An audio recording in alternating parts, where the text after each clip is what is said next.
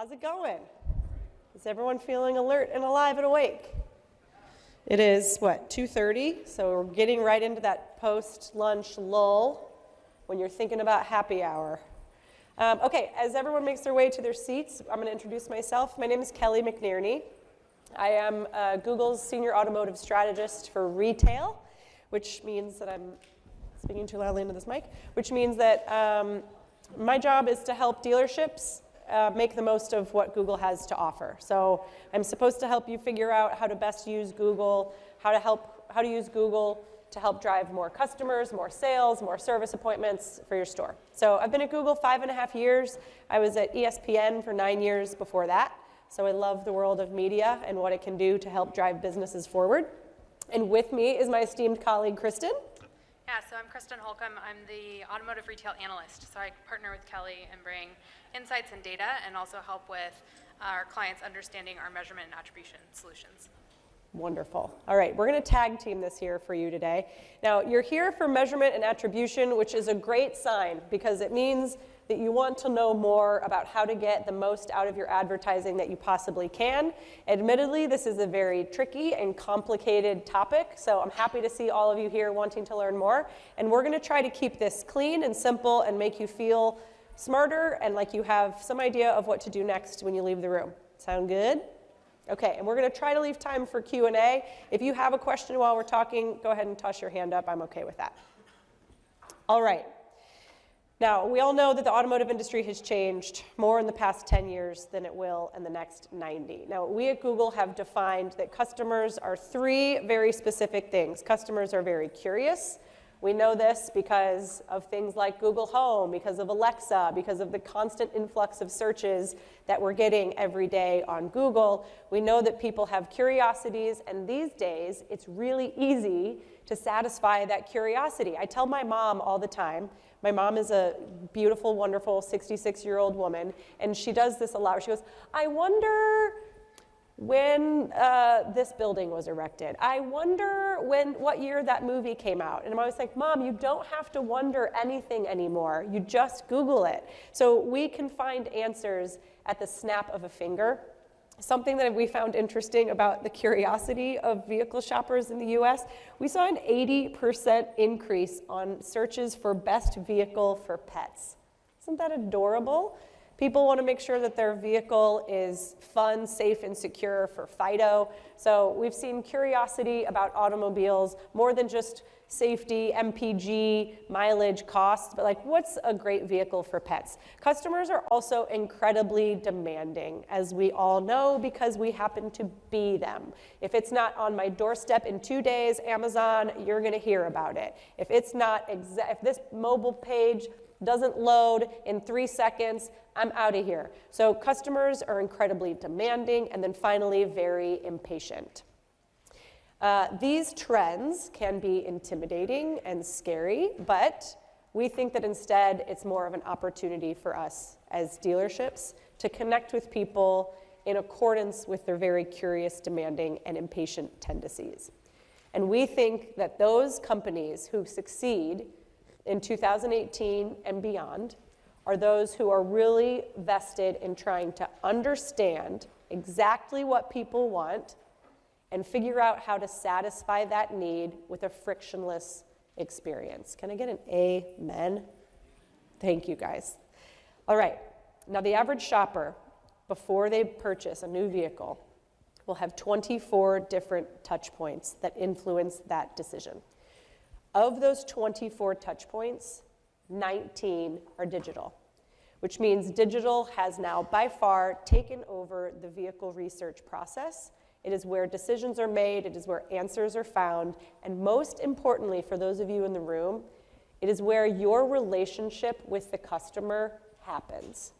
So your online presence, your mobile website is now more important potentially than your actual brick and mortar store, than your shiny showroom floor, because people are interacting with digital properties 19 times in the path to purchase. Now, this provides a great opportunity for us. Today's session is going to cover these three topics. First is metrics. We have to figure out what are the right metrics, because if we don't know what we're grading ourselves on, how do we know if we're passing? The second one is measurement. Now that I know what's important to my business, how do I measure it? Is it working for me? Can I make it work better? And how will I know if it is working better? And then finally, the holy grail, what Google is working on for dealerships is store visits, which Christin will talk more about here in a minute. So metrics, measurement, and store visits. Those are our 3 topics for today. First, metrics. Finding out how to value the interaction engagement you have with your customer. Metrics used to be a conversation about cost per click. That was the only metric I knew. I looked at my cost per click and it was like, well, it's higher this month than last month. I guess that's bad. We are going to change that conversation today and get you more to business metrics that are driving business forward for you, metrics that are a true reflection of the engagement between you and your customer. Not just metrics on an AdWords report, but like what's actually driving your business forward. And look at these, they're so happy. They've got the right metrics, they're stoked.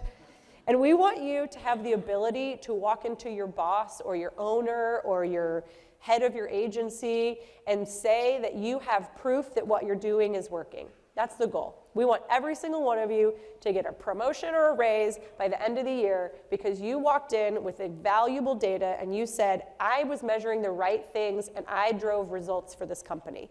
And you can do that, and we're here to help you, and we're going to make it super fun. All right.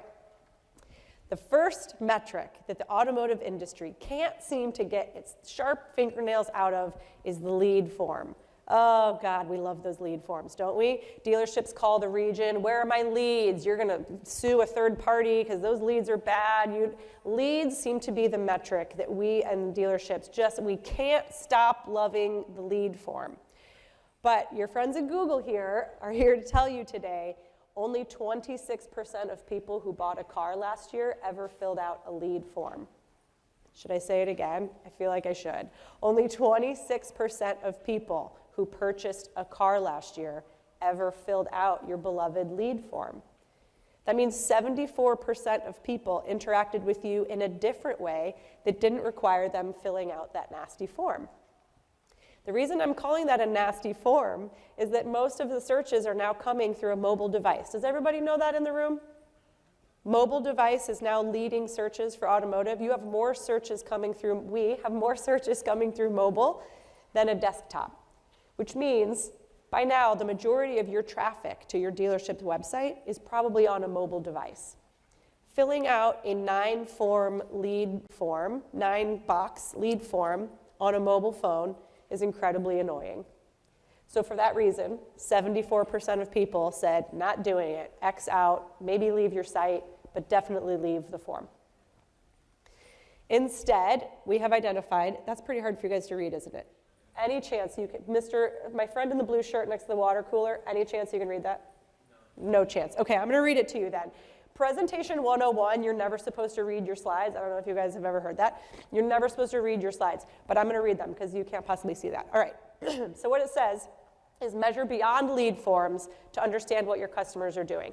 Now, we at Google, Christin and I work on the automotive retail team, and we have looked at thousands and thousands of dealer campaigns. We work directly with dealers, auto groups, dealer associations, 20 groups.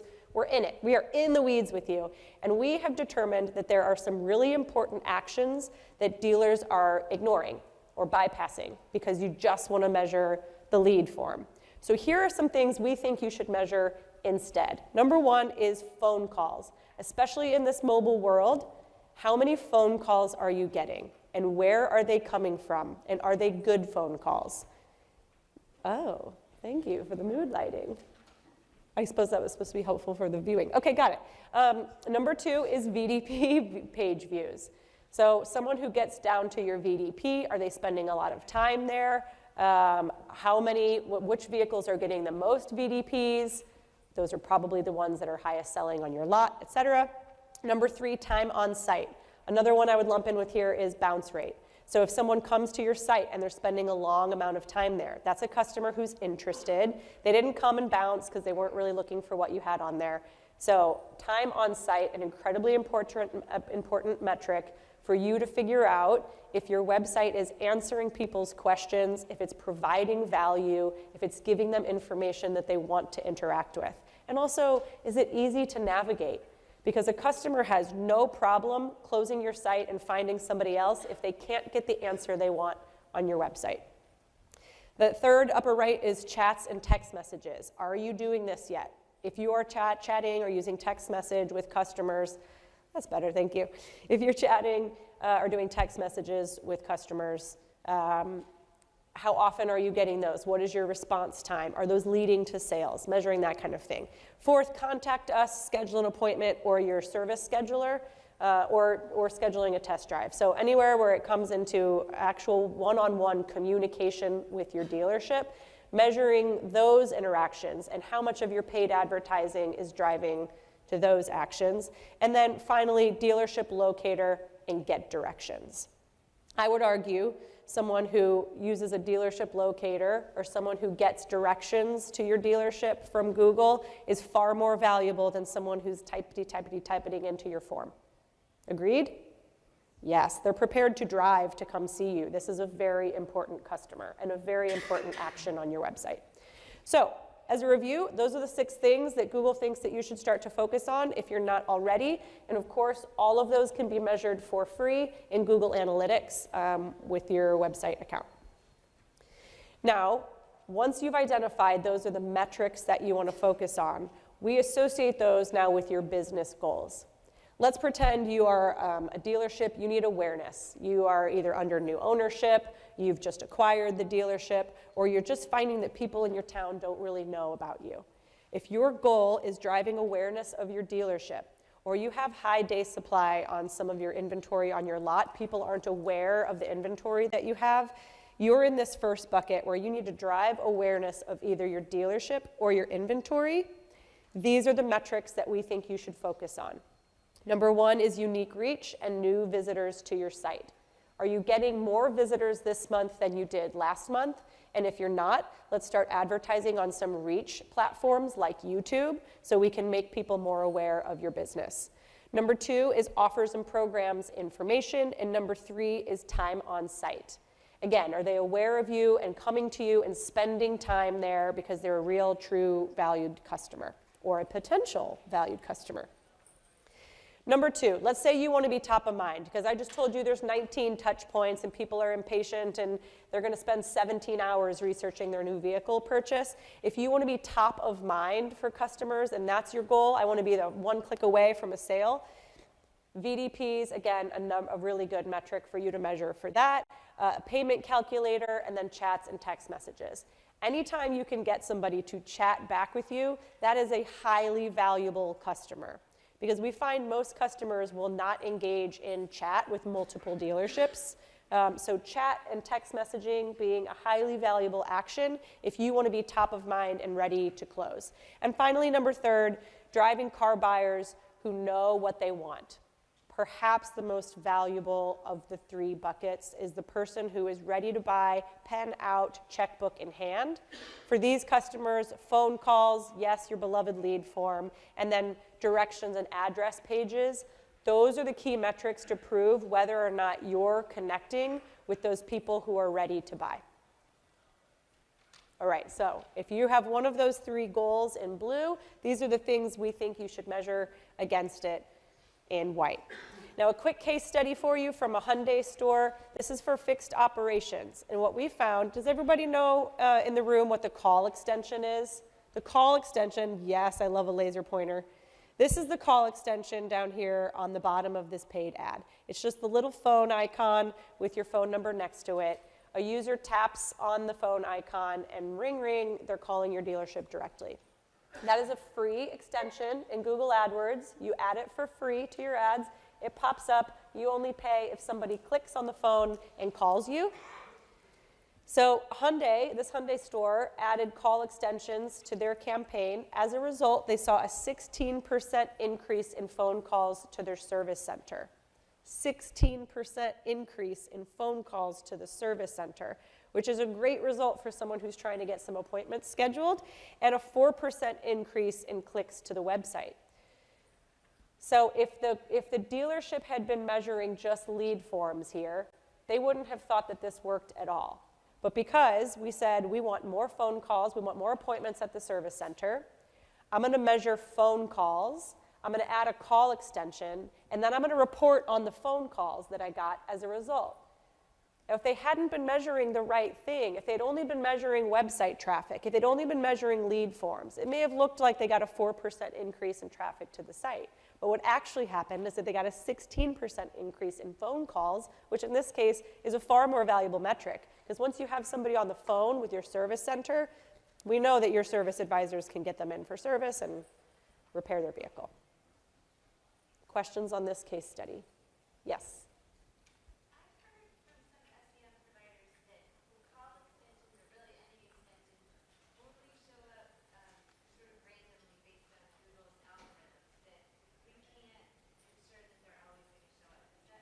That is true.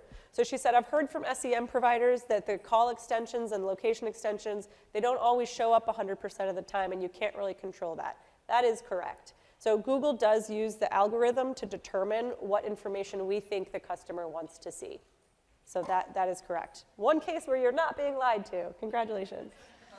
There are many cases. Just kidding.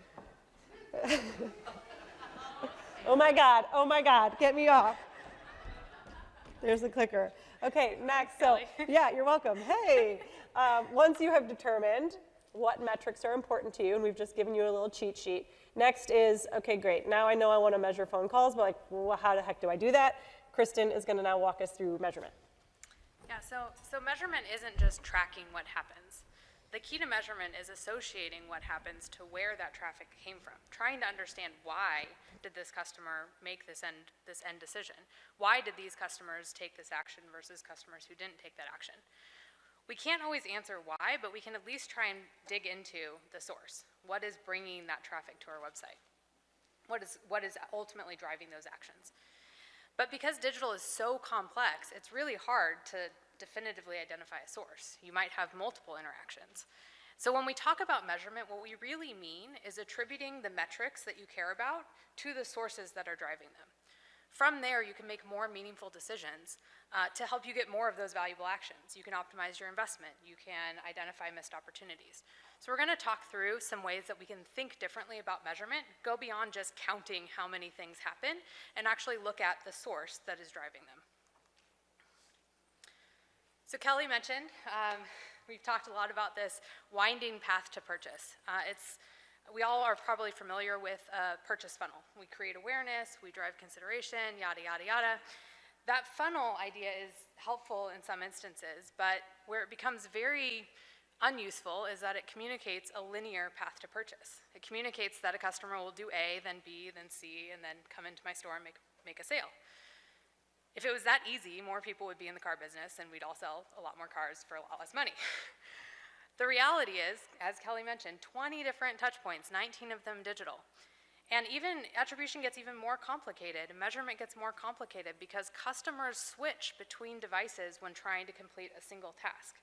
Have you ever tried to book a flight and you have your desktop or your laptop computer open and your mobile phone and you're doing two actions trying to complete the same task on both devices? People do that in auto shopping as well. You might get better images on your laptop than desktop. And so this cross-device action makes it really difficult to appropriately associate that source. Another way to describe what we mean by attribution is an example that we're all familiar with, or a situation we might all be familiar with, is having a hangover. You may even have one coming up in your near future. Let's say tonight, I'm gonna blow right through that. Tonight at happy hour, I'm already jumping to the hangover. At happy hour tonight, you start the night off with a cocktail, and then follow that up with a beer. And then you and your colleagues go off to the bar and end the night with a Mai Tai and a nice nightcap of a martini. In the morning, you, like many others who experience a hangover, will blame that martini for the state you're in now. You will think, if only I hadn't had that last drink, I would be fine. But the reality is each of these drinks contributed to the end outcome. And if any one of them had been replaced by a tall glass of water, you might not be feeling the way you are right now. So we want to apply the same exact logic to when we think about our advertising. We need to apply the same concept of attribution when we think about measurement. Most dealerships today measure the last interaction. They measure the last thing that the customer did before making the purchase. For a lot of dealerships, this may even be the test drive. If you didn't connect anything else, if you didn't have the opportunity to connect any of your digital interaction with that customer and they show up in your showroom for a test drive, you're going to connect the test drive to that sale. That was the only thing that mattered. But what this misses is the interactions along the way, the influence that that research had on that final decision. And some of these interactions may have resulted in the customer getting to that final action in the first place.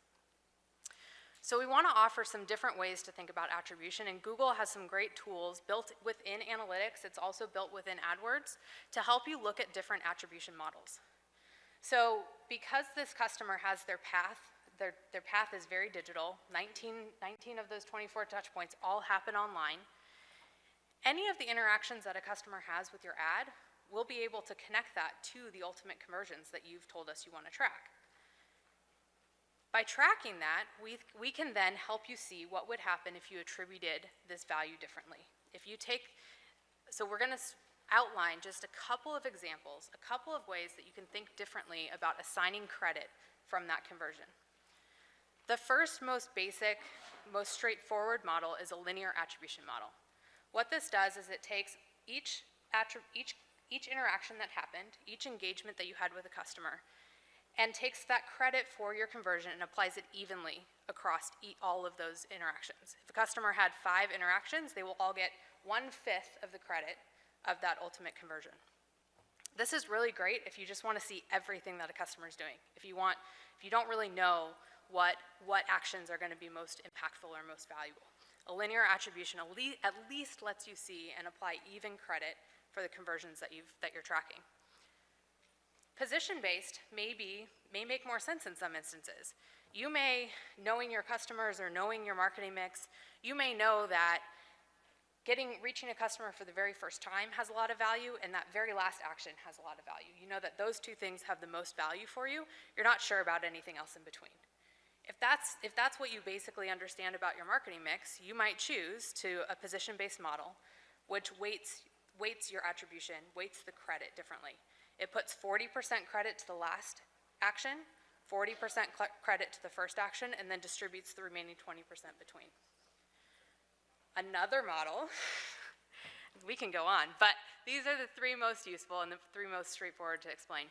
Another version is time decay. So this is where if you really know that you want to capture people who are right there at the moment of purchase, you only care about the immediacy of the action, you only care about the immediacy of what that customer is doing, you might apply a time decay model. Some fancy jargon, this uses a 7-day half-life. All that means is that a conversion that happened 8 days ago gets half the credit as a conversion that happened yesterday. And that's a way to smooth out the time lapse or the time lag that happens between those actions.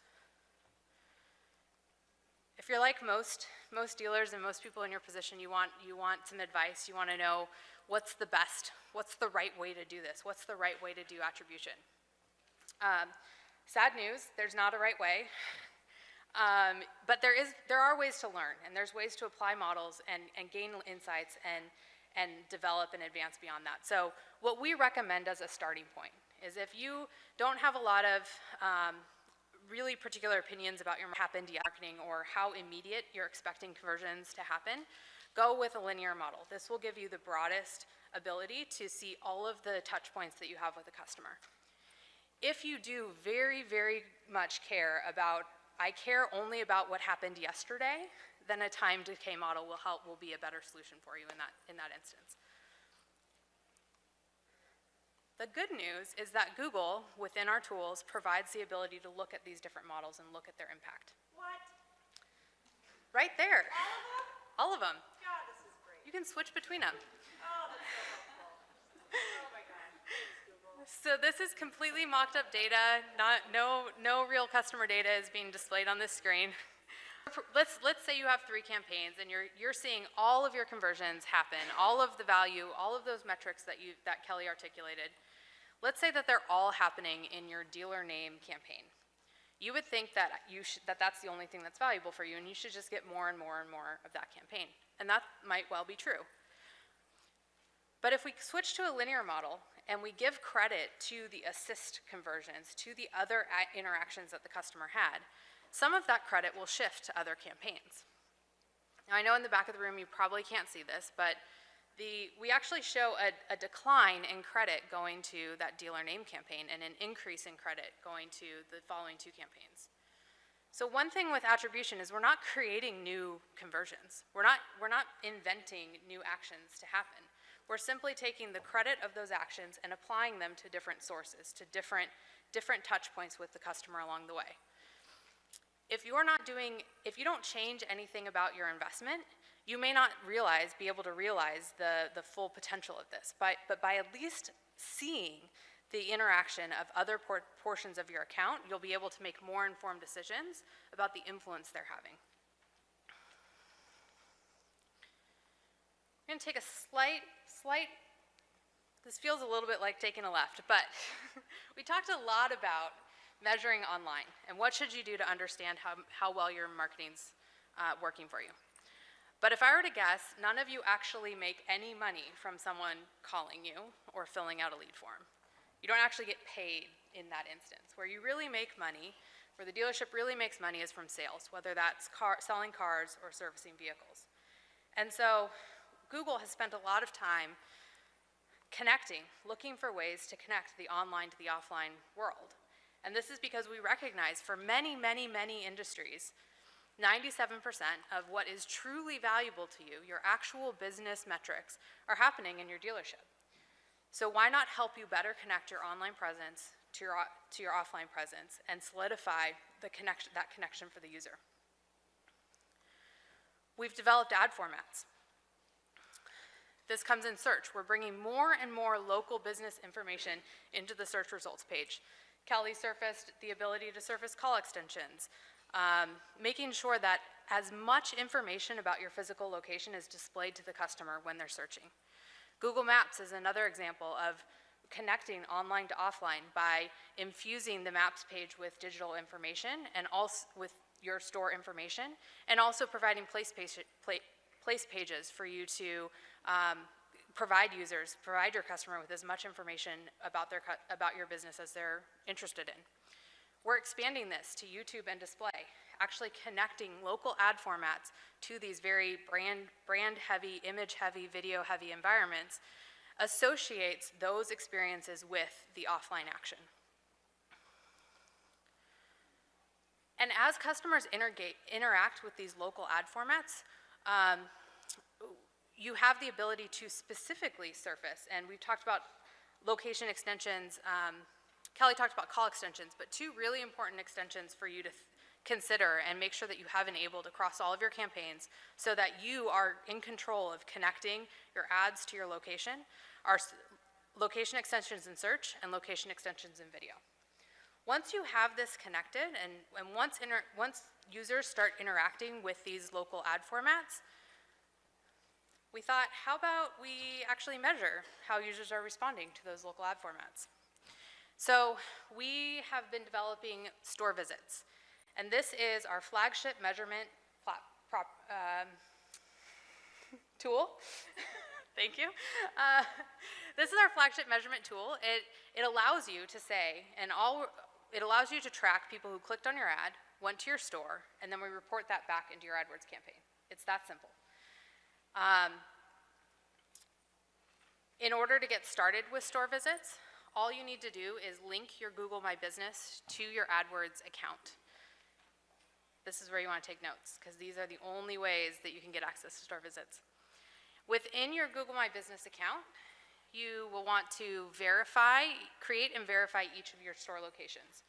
Verification is really important.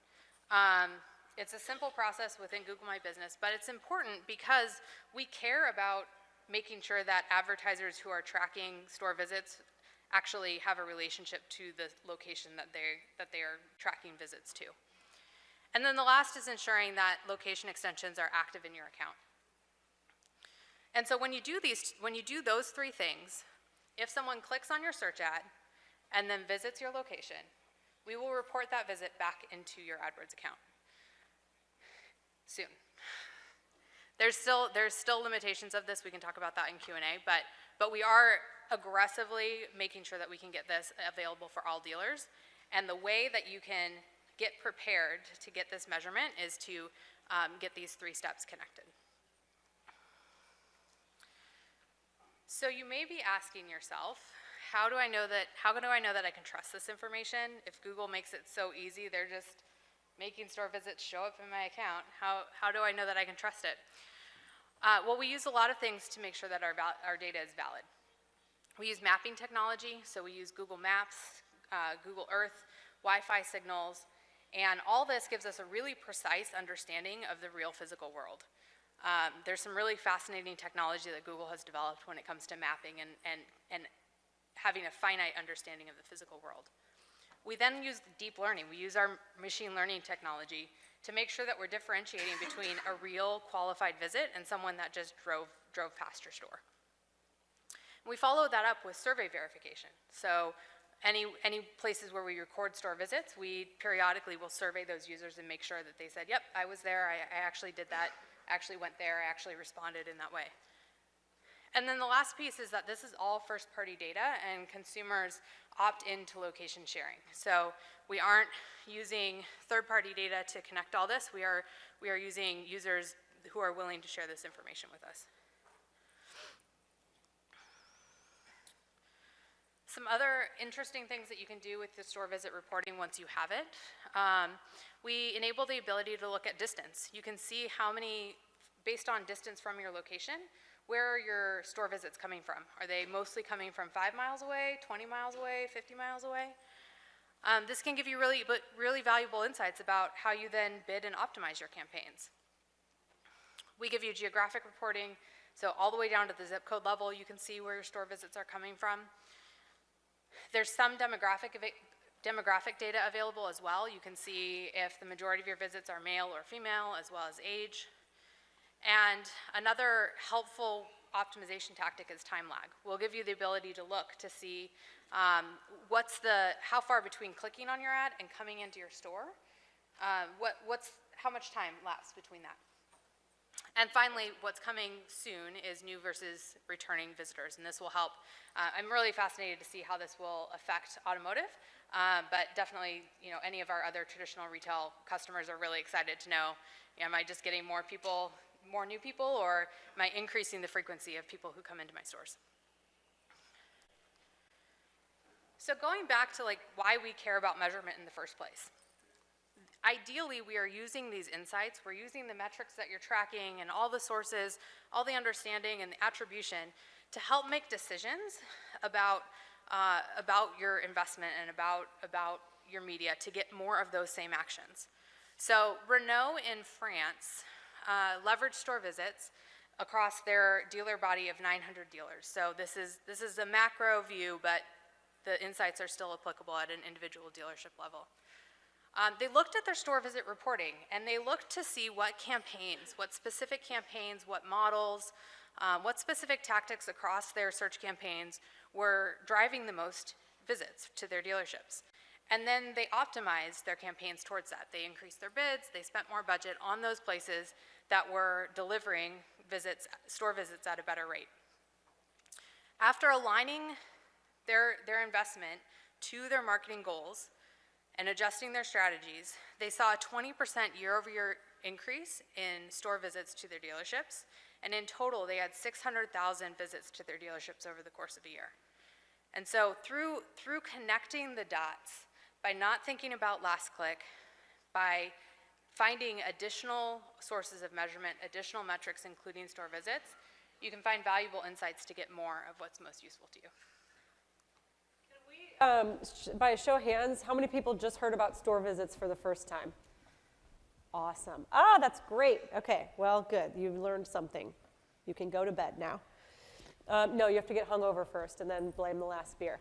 Okay, so this is pretty innovative, right? To be able to say someone clicked on my ad and then within 30 days showed up at my store.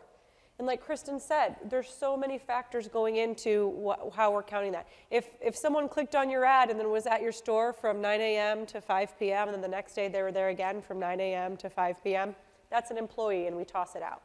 If someone clicked on your ad and then they visited your location but they were gone in 3 minutes, no, they may have just been at a red light in front of your store, so we're tossing that one out. So we have all sorts of signals that make sure that our data is conservative, is private, and is accurate to make sure that you can have faith and confidence that someone clicked on your paid ad and then physically visited your store within 30 days. So it's pretty revolutionary. We're very excited about it. I'm glad you guys are all learning about it now. But as Christin said, there are currently 2,000, 4,000-ish. There are a couple of thousand dealerships who are currently eligible to report on this. So we are trying to roll this out more broadly, working with like how can we alter the threshold required to report this, because as you guys know, Google is crazy strict about user privacy and user data. So we're working right now with engineering and legal and our privacy teams to find out how can we provide this valuable reporting to a small dealership that maybe doesn't have tens of thousands of visits a week. So more to come on that. But if you are currently eligible, if you have done what's on Christin's checklist, if you have verified your location in Google My Business, yeah. And if you have, there we go, if you have linked your Google My Business account to your AdWords account, table stakes, you've probably already done that. If you have verified your locations, you've probably all already done that as well. And then you're running location extensions. If you are eligible, they're already showing up for you in AdWords. So you just go to conversions, all conversions, store visits, and if you are currently eligible to be showing this reporting, it's right there for you. If you see the number 0, it doesn't mean that no one visited you. It means that you are not eligible to show this data. Either because you didn't have enough physical visits for us to feel it was statistically significant and private enough to share, or you did not have enough clicks for us to feel it was statistically significant or private enough to share. Yes? In the app? Which app? Oh, the AdWords app. Yes. Conversions, all conversions. Oh, Google My Business app. No, it's only available in AdWords under conversions, all conversions, store visits. Unpublished. Not public. He said, what's the threshold? Not shared. Private. Private. Let's talk about online privacy. Well, Mark Zuckerberg is testifying in front of Congress today. Privacy. So we're not going to share the threshold. All right, so pretty exciting. Store visits, that's the future. For some industries, this will be really hard to do for automotive, but for some industries, Google is now getting into store sales. So not just did you visit my store, but then did you make a purchase and what was the value of that transaction? A lot more difficult for automotive for other industries, but again, we're working on that too. So let's wrap it up and then we'll take any of your questions that you have. Measuring the right metrics. Are you in an agency or in a dealership that is still stuck on the lead form? If you are, we are here to help you do everything you can to transition into those 6, what we consider much more valuable actions. So finding the right things to measure. Step number 2, go beyond the last click attribution. It's not the fireball shot at 3 a.m.'s fault that you feel terrible today. It's the Mai Tai, and that guy mixed Mai Tai and Martini. He was begging for a hangover. Although you should mix your media mix. That's, oh my God, I get it. Okay, yeah, you should mix your media. So no real life application for that. We'll work on that analogy. We gotta do better. So are you still on last click? Are you still assuming that, I came right from Google search and then I completed a purchase, so Google must be the only place I should ever advertise because it's the only thing that's working? Well, we would not hate that opinion, but it's probably not accurate. There are a lot of sources that go into making a customer, and every one of them needs value, so you now get to have the joy of experimenting with that to see which one works for you.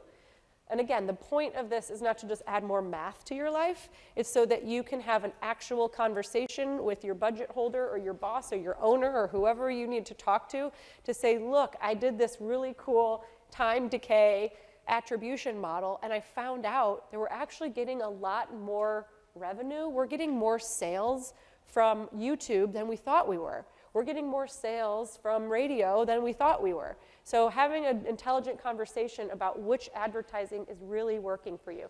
Do you guys remember that quote? We've all heard it. I know half my advertising is wasted, I just don't know which half. You guys have heard that? That guy died over 100 years ago. So we shouldn't still be thinking that. He was born in like 1906 or something. No, I don't know. You know what? I knew you were going to be heckling. I didn't think you were going to be like live streaming during my presentation. Google it. Yeah, Google it. His name's Frank Wanamaker. He died over 100 years ago. So we shouldn't still think that, what are you doing? That's all right. We're friends. That's why I'm calling him out. So we're not thinking that way anymore. If you still don't know which half of your advertising is wasted, you are prime for some attribution modeling, because we can tell you which half is wasted. And then finally, amplifying your local presence. This is critically important for dealerships across the country, because the percentage of people that are in market for your product is so small at any given time. You're not selling toothpaste. You're selling the second most expensive investment that a customer makes aside from their home. So the purchase cycle is large, and it's getting larger. It's now 7 years. So we need to be dialed into our market and the people in our market, and make sure that we're talking to people who are most likely to buy our product, that we're not spraying stuff 2 states over, that we're not showing up on someone who's searching outside of a reasonable radius. So taking your local presence online and talking to people who are local to your business is critically important to your future success. All right, now we have some time. We have a few minutes for questions if you've got them. I'm going to be pretty useless in this case, but you have the analytical lead for automotive retail at Google here. So if you have any questions about analytics, attribution, measurement, no question is too dumb. Trust me, I asked the dumbest ones. Who needs some help? Yes?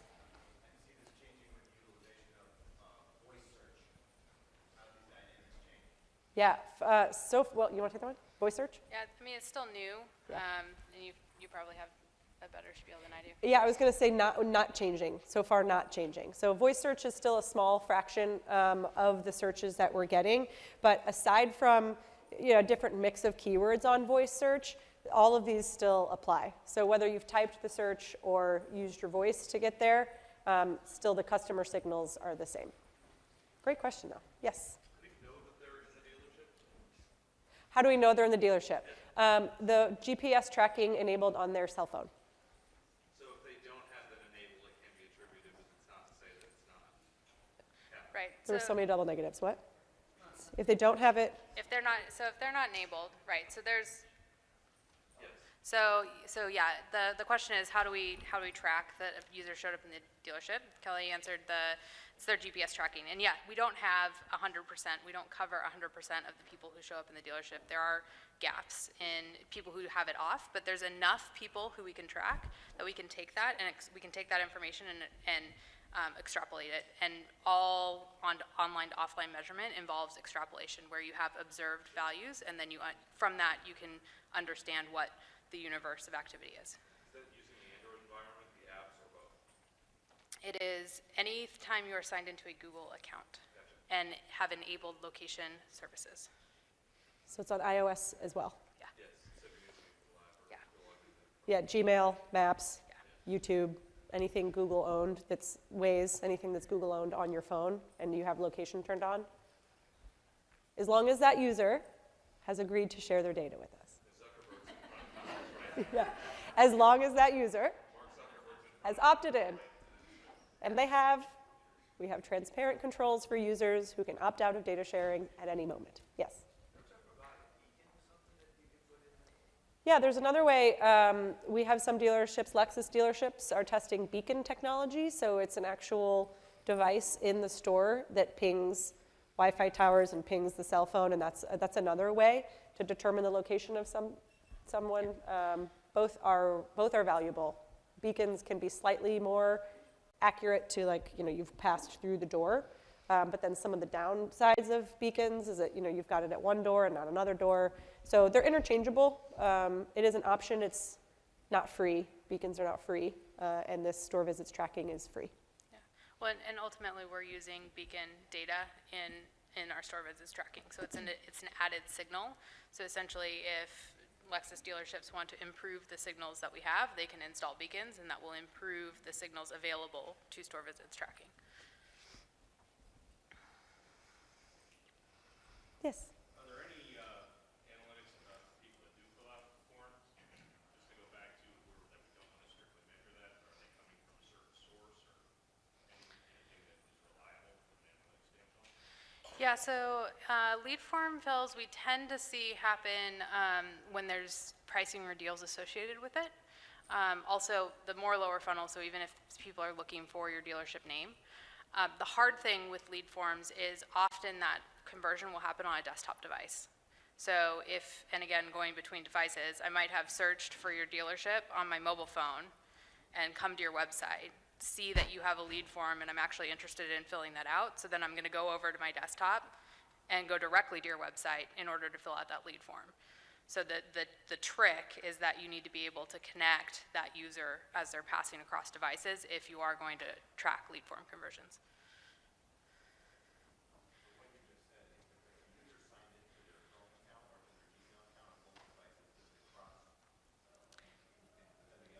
Yeah, so within Google Analytics, as well as AdWords conversion tracking, we help make that connection. We can go into a lot of detail, but you might know about cookies and how cookies aren't the same on mobile. So the size of Google's device graph allows us to better make that connection between devices and then attribute those cross-device conversions. But for the most part, that's available if you have AdWords conversion tracking set up. But free. Slinging the free stuff. Yes?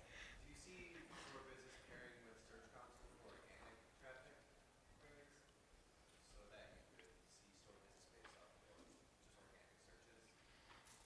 I haven't heard product development on that specifically. Free idea. Yeah. Free idea? Thank you. Nice. Thank you. Thank you. Appreciate it. You guys heard that when he sues us later. He said it was free. Yeah, it's right now only on a paid click. Great distinction. Thanks for bringing that up. So only if someone clicks on your paid ad and then visits your store. That's what we're counting in AdWords. We're not counting clicks on your organic listing and then a visit to your store. Yeah. Or we also get questions a lot like, can't you just tell us what people that come to my store are searching for? And probably, but do you want us to tell everyone what you searched for without actually taking an action? So that's why we try and connect and verify and validate this stuff to some degree. Yes? The smart home devices like a television that's connected to the internet and other devices that aren't uniquely signed in, how are you tracking or attributing to a specific individual in those cases, or can you? Yeah, it still goes back to the Google account. So A lot of those don't require one, and they don't take cookies, so right. it just goes to the residential open IP for the network connection. There are connections that are made that there are some ways that that's connected, but I don't know all the specifics of it. In most cases, because we care about privacy, we do rely on some connection to a Google account, and that you've actually taken the action to say, I'm willing to expose my identity here. Yeah, you're hard pressed to find a device that's not currently signed into Google. So like even if you were to use YouTube on your connected TV, if you want YouTube to reflect your watch history or your favorites, that'll be present there. Similarly, Hulu, you probably purchased Hulu or logged into Hulu via your Google Play Store access of Hulu. So yes, there are some gaps, but in most cases, in a lot of cases, there's some connection to a Google account. Yes? When you were talking about tracking items other than lead form submissions, you talked about each of those 6 or 7 items are trackable in Google Analytics. Can you walk me through the path of where you find how many people looked at your map and specifically, actually, my question was very specific.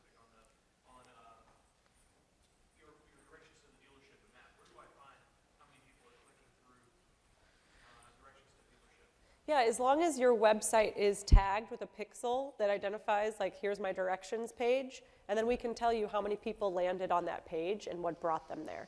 So the key before you're allowed to see any of this, like, we don't magically know what your directions page is on your website unless you've tagged it as such.